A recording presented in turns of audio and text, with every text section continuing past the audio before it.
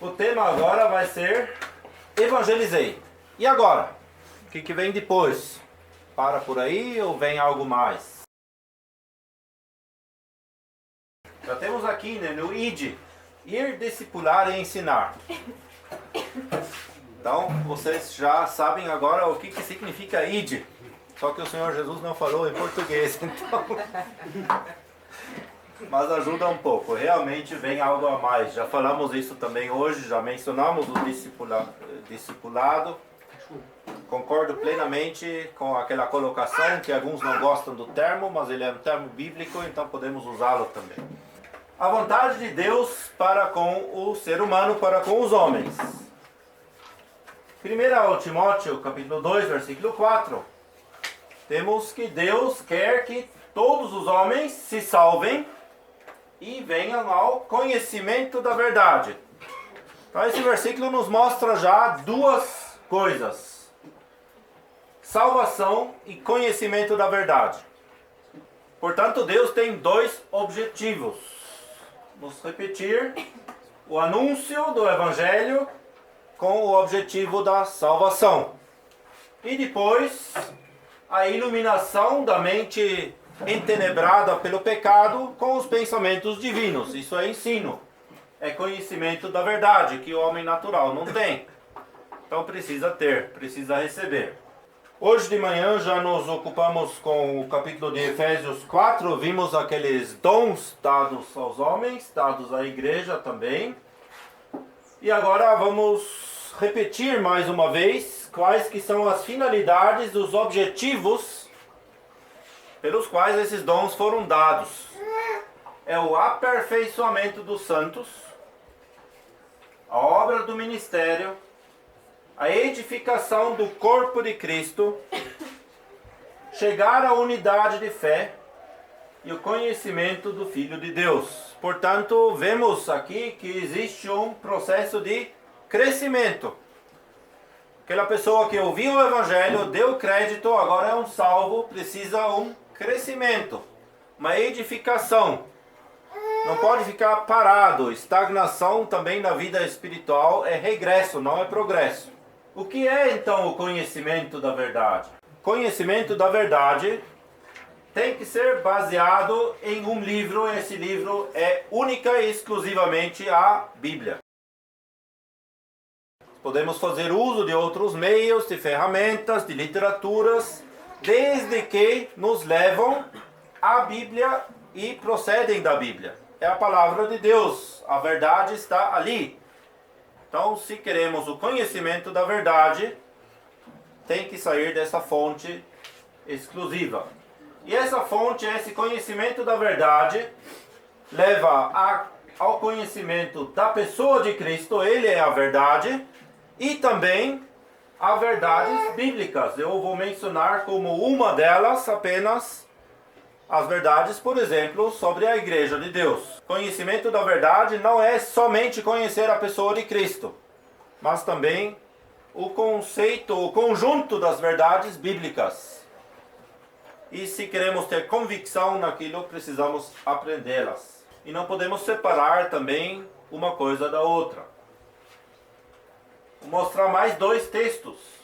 Já vimos esse aqui de Marcos 16. Ide por todo mundo, pregai o Evangelho. Novamente, a finalidade da salvação em mente. Quem crer e for batizado será salvo. Pregação do Evangelho para salvação.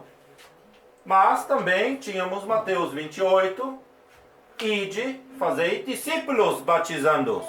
O Senhor Jesus mesmo naquele momento, ele falou aos discípulos as duas coisas. Se nós juntamos os dois textos, nós vemos claramente que a instrução do Senhor Jesus foi: ide, pregai o Evangelho, fazei discípulos. E ele mostra a maneira de como isso acontece: exteriormente batizando-os, interiormente ensinando-os. Tudo isso é um conjunto, é um pacote. Resumindo aquilo que ouvimos até agora, a pregação do Evangelho é seguido por um sinal exterior. Se a pregação foi aceita, a pessoa é salva. Temos o sinal exterior, que é o batismo. interiormente o ensino, isso leva ao conhecimento da verdade, que é composto por conhecimento da pessoa de Cristo e das verdades bíblicas, e essas duas coisas requerem uma vida prática em obediência. Então é toda uma linha de coisas, um pacote que o Senhor Jesus ensina, e Ele quer que nós coloquemos isso em prática. E nós não podemos separar a prática do conhecimento da verdade e tampouco da salvação. Não podemos simplesmente parar depois da pregação do Evangelho e esquecer o resto. Ou ir até o batismo, esquecer o resto. Ir até o ensino em parte e esquecer o pleno conhecimento da verdade. Ou parar por aqui e não ter prática e obediência. Tudo isso precisa andar de mãos dadas. E aí se coloca uma pergunta que já abordei um pouquinho hoje de manhã e quero abordar de novo, porque é uma pergunta que se coloca hoje em dia muito, principalmente entre os jovens. E eu sei que é uma pergunta discutida controversamente, nem todos vão concordar comigo. E a pergunta é: o Evangelho, afinal, é interesse de todos os salvos. Tanto faz onde eles se reúnem, um verdadeiro salvo, ele tem interesse na pregação do Evangelho. Isso é uma coisa positiva, isso é bom, isso é bíblico. A partir daí, a pergunta: podemos trabalhar juntos com outros? Na prática, caso que sim, como? Se não, por que não?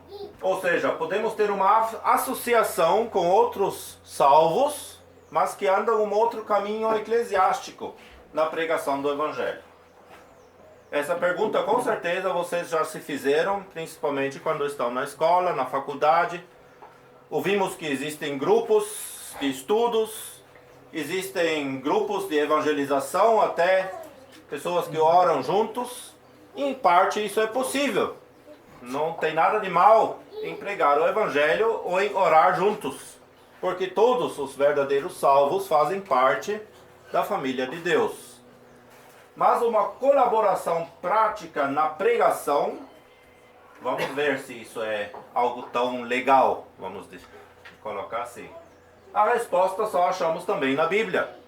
Já mencionei hoje de manhã 2 Timóteo 2, versículos 21 e 22, aqueles passos, talvez vocês lembram ainda. E justamente nessa epístola, que fala do evangelizar por um lado, também fala da separação do outro. Separação dos vasos para a desonra e seguir com os que com o coração puro invocam o Senhor. É isso que precisamos fazer. E isso muitas vezes, não digo assim sempre, mas muitas vezes impede uma associação no evangelismo com outros cristãos. Por quê? Porque eles querem seguir o caminho de Deus apenas até um certo ponto. E aí introduzem acréscimos, doutrinas humanas. Sempre lembrando que a pregação do evangelho que eles fazem, quando ela é pura, quando ela não é um evangelho de prosperidade, por exemplo, mas apresenta o Senhor Jesus como único e suficiente Salvador, é uma coisa boa que eles estão fazendo e Deus também coloca a sua bênção nisso. Mas essa não é a pergunta agora. A pergunta é: eu que conheço mais a respeito da vontade de Deus, eu posso me identificar com isso na prática? Temos então a separação e o evangelizar ali de mãos dadas também. Não podemos separar aqui tão um pouco uma coisa da outra. Não podemos fazer uma coisa e deixar a outra. Por quê? O evangelizar em si, ele não é um fato isolado como temos visto. Ele é seguido por alguma coisa. Já vimos que é seguido pelo ensino, pelo fazer discípulos, pelo ensino da verdade, conforme 1 Timóteo 2, versículo 4. Deus, nosso Salvador, Ele quer que se salvem e venham ao conhecimento da verdade. Estou repetindo o pacote que mencionei no início. Ambas as coisas são mandamentos do Senhor e andam juntos. Então, se alguma coisa atrapalha a salvação, eu não posso me fazer um com aquilo. Se alguma coisa atrapalha o conhecimento da verdade, tampouco eu posso me fazer um com aquilo. Eu preciso encontrar um caminho bíblico para poder fazer as duas coisas da maneira como Deus quer, com o objetivo que Ele tem em mente. Vou dando um exemplo. Nós temos agora pregado o Evangelho, talvez juntamente com outros. E temos um recém-convertido, uma alegria grande, uma pessoa aceitou o Senhor Jesus, um novo convertido. E agora vem o que eu faço depois. Esse novo convertido não vou deixá-lo ao léu. Eu vou levá-lo para onde? Primeira pergunta já. Vou levar ele para a denominação X, Y, Z. Para onde que eu vou levar? Para ele aprender. Ou vou levar ele apenas para minha casa, porque... Então, se vocês veem a complexidade do tema. Eu vou levá-lo, de repente, para o denominacionalismo, que eu mesmo não aprovo. Se eu for sincero diante de Deus, eu vou dizer, não dá. Porque eu gostaria que esse novo convertido aprendesse realmente as verdades bíblicas. E não algumas verdades humanas acrescentadas. Eu vou levá-lo para onde se tem o desejo de seguir a verdade.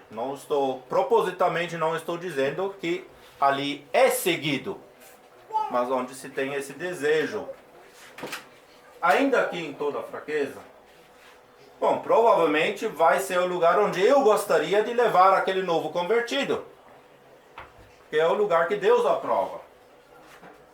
E aí a pergunta, se for essa opção 2, será que os meus colegas no Evangelho que não têm essa compreensão, e por isso não são menos valiosos diante de Deus, ao contrário, eles têm o mesmo valor que você e eu, mas será que eles vão concordar com isso?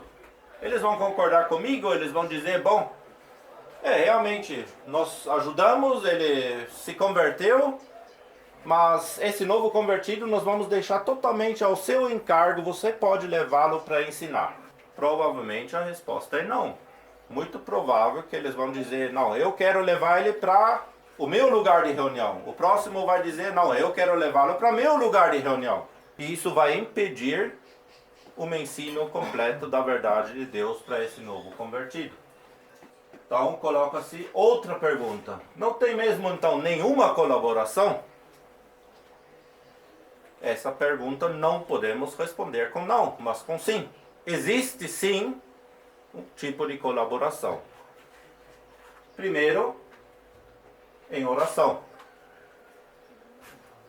Quando eu sei que alguma pessoa, algum evangelista, mesmo que ele não esteja no mesmo caminho da fé como nós, que ele está fazendo uma evangelização, eu sei que aquela pessoa é uma pessoa sincera quanto ao ensino do Evangelho, da salvação em Cristo, eu posso e devo orar por ele.